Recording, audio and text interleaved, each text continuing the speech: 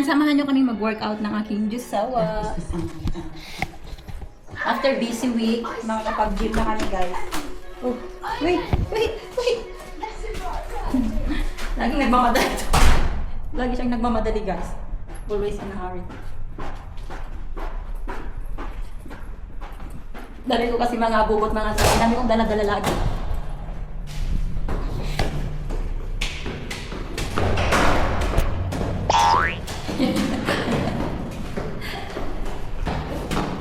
Dalawang gym yung pwede namin puntahan.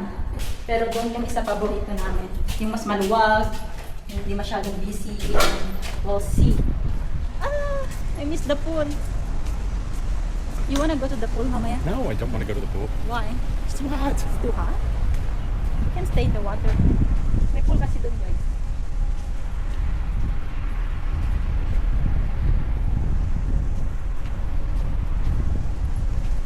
Hindi na masyadong busy dito sa amin, guys. Not like last week. Daming tao.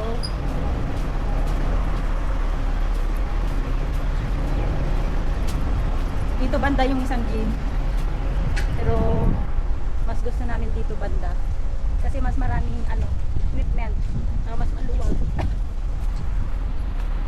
Ang init. Kapag winter, guys, dito kami banda nag-walking na sa Kisawa. Umikot kami dyan.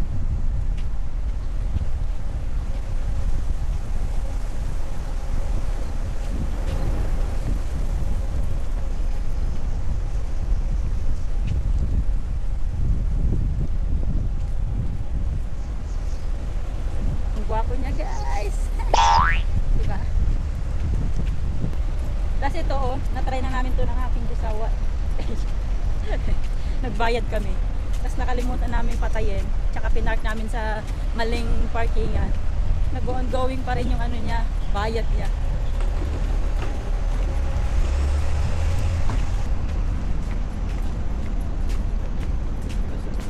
Stop it.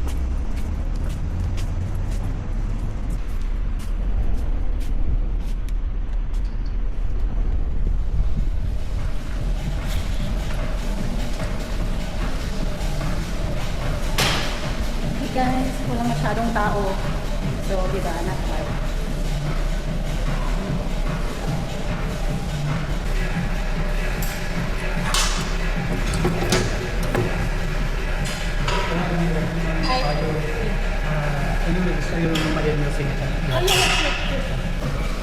So, anyway, ganito kami ni Jusawa ko, mga guys, every weekend.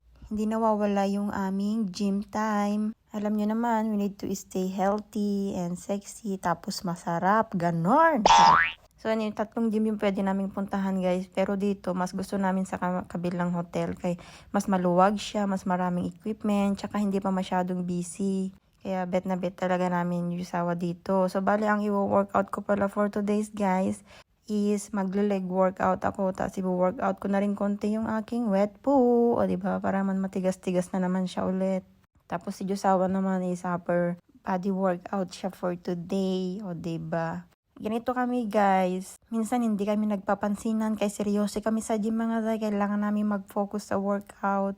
Tapos kapag malapit na kaming matapos, doon pa lang kami nagkaanuhan. Naglalandian, nagbibiruan, ganon. Kami kasi, guys, parang hindi kami mapakali. Parang hindi kompleto yung weekend namin kapag yung tipong hindi namin mai-enjoy ba yung weekend namin kapag hindi pa kami muna nag-workout ni Josawa. Kasi parang nasa na namin, mga zay, na sanay na kasi kami. Kapag once na ka talaga, gym rat ka na talaga, mga zay, yung hindi ka na mapakali pag hindi ka nag-workout. Feeling mo parang kulang yung araw mo, ganon. Yung tipong kahit ayaw mo mag-exercise pero wala kang choice kasi kailangan mo, 'di ba? Kapag naging consistent ka talaga sa pag-gym, mga zay, is magbabago yung mindset mo. Parang ayaw mo talagang mawala yung mga pinaghirapan mo, kaya kailangan mo mag-keep going, ganon. Yung tipo makakita-kita ka na ng mga star sa sobrang bigat na mga binubuhat mo. Tapos ito nga, guys, ayan, ito yung pinakaayaw ko talagang workout kasi sobrang sakit, talagang ang bilis ng tibok ng puso ko. Pero wala akong choice, kailangan ko siyang gawin, mga zay, para naman mistrong yung ating mga binti, 'di ba? Talagang hingal na hingal talaga ako, mga zay, kapag ito yung ginagawa ko.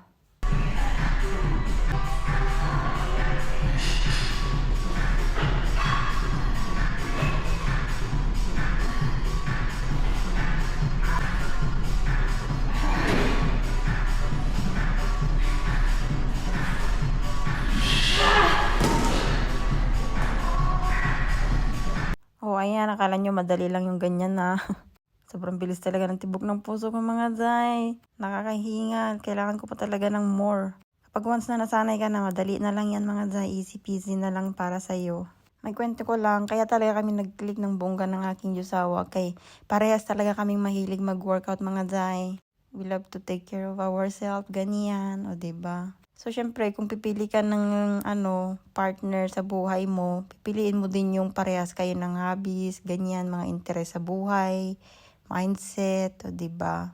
Tapos dito mga day, malapit-lapit na kaming kaya ganyan na naman kami, magdikit.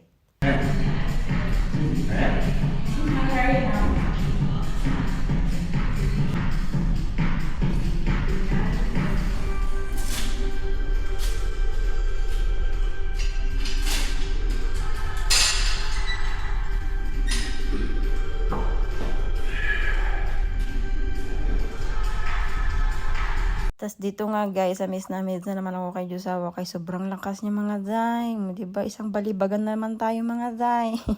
Bigat lagi na binubuhat niya. Parang kasing bigat ko na mga day. Kaya minsan napapangiwi na lang talaga ako sa kanya. Parang ako yung nahihirapan. Parang ako yung feeling mo hindi na makahinga sa binubuhat niya.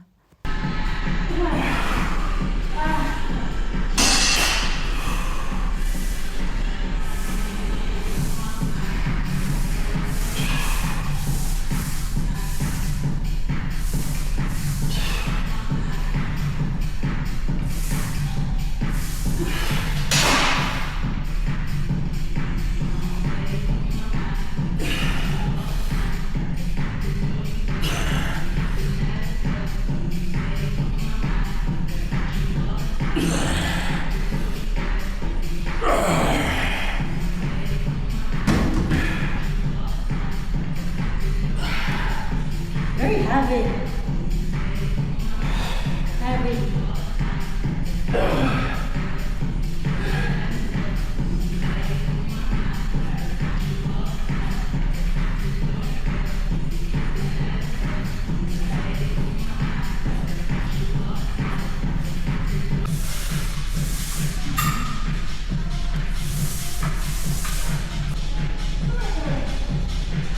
So yan na nga guys, pagod na ako. Nakita nyo naman, laki na ng hikab ko mga zay.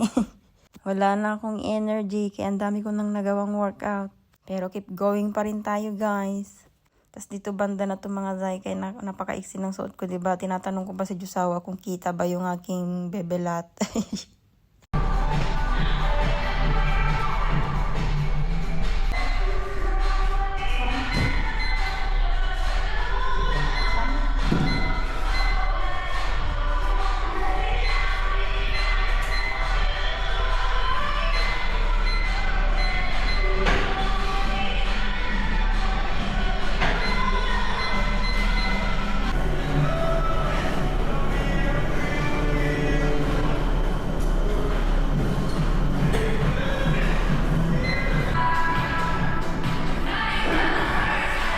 Anyway, tapos na nga ako sa aking mga workout guys. Tapos ito na yung pinaka-last ko, yung treadmill. Minsan, kadalasan inuuna ko yan siya guys. Pero ngayon, napag-isipan kong i-last ko na lang siya. 'Di ba? So, bali naka-incline pala yan siya guys ng 15. Tapos 3.5 lang yung speed. Para yan kasi yung mas mabisang pag-burn ng fats. So, 'di ba?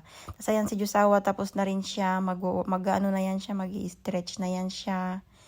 And then, after nyan, paalis na kami. Tapos na kami, ganun.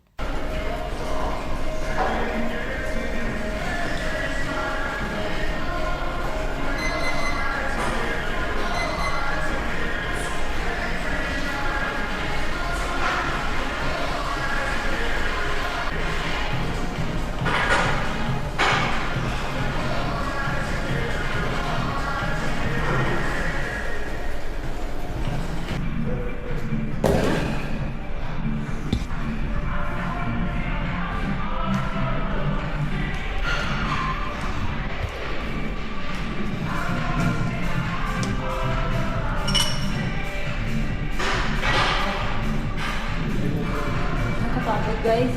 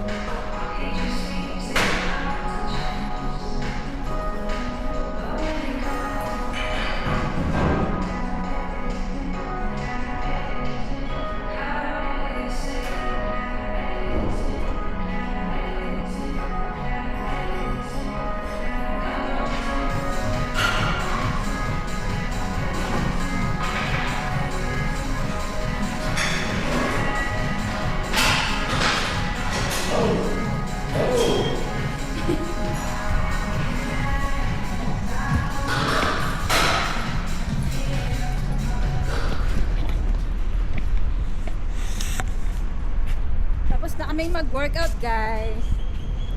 Oh my God, I work so hard. I work out so hard.